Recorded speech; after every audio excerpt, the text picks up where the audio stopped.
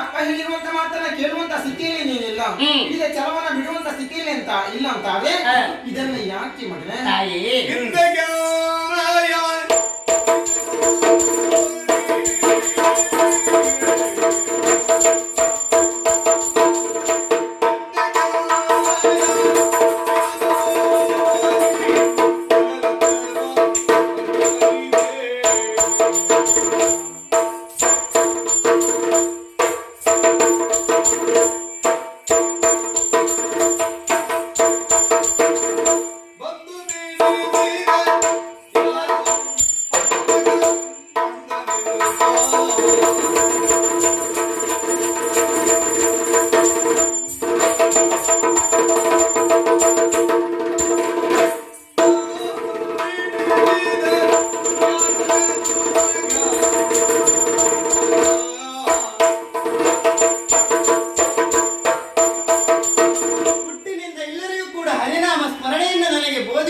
ಯಾರು ಇಲ್ಲಮ್ಮ.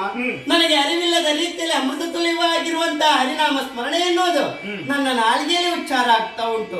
ಕೇವಲ ಹರಿನಾಮ ಸ್ಮರಣೆ ಮಾಡಿದ ಮುಂದೆ ಒಂದು ಉದ್ದೇಶದಿಂದ ಹಿಂದಕ್ಕೆ ನನ್ನ ಪಿತನು ಹಲವಾರು ವಿಧಗಳಿಂದ ನನ್ನನ್ನು ಕೊಲ್ಲಿಕ್ಕೆ ಮುಂದಾದನಮ್ಮ.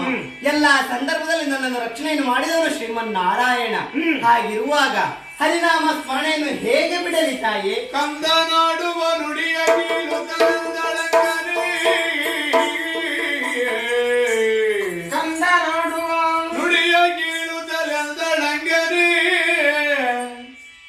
ನಾನೊಂದು ಕೊಳಲಿಗೆ ಶ್ರೀ ಗೋವಿಂದ ನಡೆದ ಹೊರೆಯ ಸೇವಕ ಈತಗೆ ಎಂದು ವಿಷವ ಕುಡಿದು ಸುಖದೊಳಿರ್ಪ ಮಗನೇ. ಕಂದನಾಡುವ ನುಡಿಯನ್ನ ಕೇಳಿ ಒಮ್ಮೆ ಆಲೋಚನೆ ಮಾಡುವಂತ ಸ್ಥಿತಿ ನನ್ನ ಪಾಲಿಗೆ ಬಂತು.